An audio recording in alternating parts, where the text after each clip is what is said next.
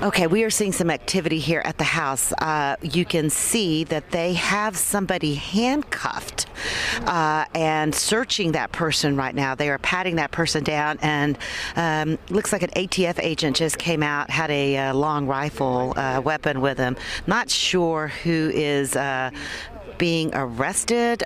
Look, we were told when we first got here it looks like it is a journalist that is actually being arrested.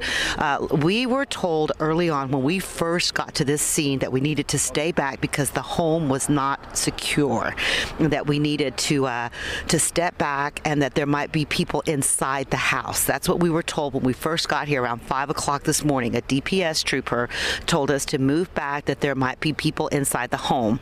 Then we moved a little further back. Other DPS troopers told us that the house was not secure and that they were waiting for more people to get here because most of their resources were tied up at the other location where the bomber had blown himself up. So they told us to just wait and that there would be somebody coming out here to give us details, but that they were waiting for more officers and troopers and agents to get here. And you see now, since we first started reporting live around 5 o'clock, that more troopers and more agents are here. They are not allowing anyone near the home, the suspect's home. We also know that there is a parents live nearby, a few houses away. There has been activity there as well.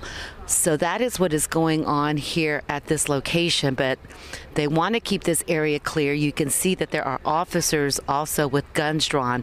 The biggest fear here is perhaps any kind of booby traps. I mean, this is a person that was able to set a tripwire and has sophisticated knowledge of bomb making, and so they want to make sure that when they go into that home that everyone is safe, and also they have to wait for a warrant. I think that's one of the reasons why it has taken so long. You can't just go in, you need a warrant, a judge to sign a warrant. So that's all of that has been taking place since we first began reporting around 5 o'clock this morning. But you can see activity here in front of the suspect's house.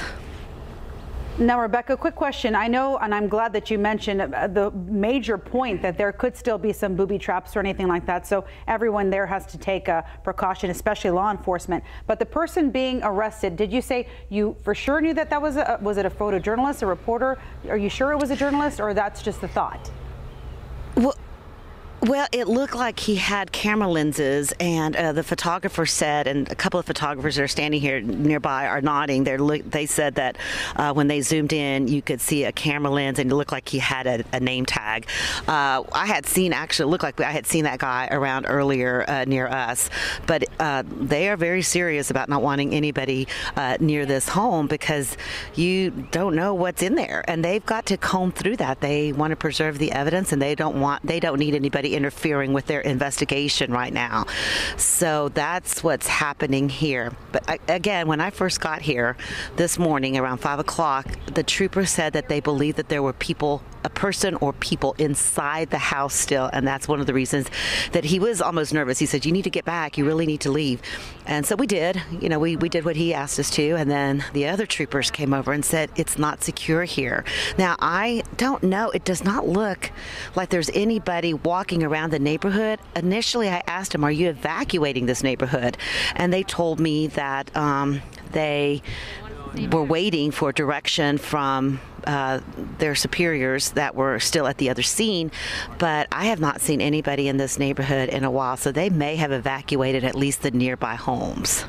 Becca, it's Tony Plahetsky. I wanted to mention as well, and I know from covering these types of events and covering law enforcement for excuse me, many years here, and I know you as well, the arrest of the person at the scene could also be a symptom of not only the urgency that law enforcement is operating under, but at the same time, let's be realistic here. A lot of these people who have been working on this case are also very exhausted, and it has been a frustrating journey to this point, right? Absolutely. You know,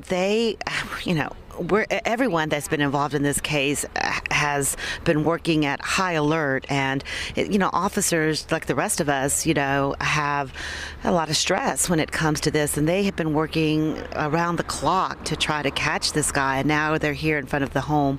The last thing you need is for anyone to be interfering. So yes, they are on edge as much as the rest of the community as well. To put it in basic terms, they don't have time to play at this point. Yeah, seriously. They're not missing Right. out. They don't have time. They don't have time for this. All Yes, right, Rebecca exactly. Lopez, thank you so much. No doubt, Rebecca. Great work by Rebecca Lopez here this morning. She's in the neighborhood in Pflugerville again. The bombing suspect killed himself, but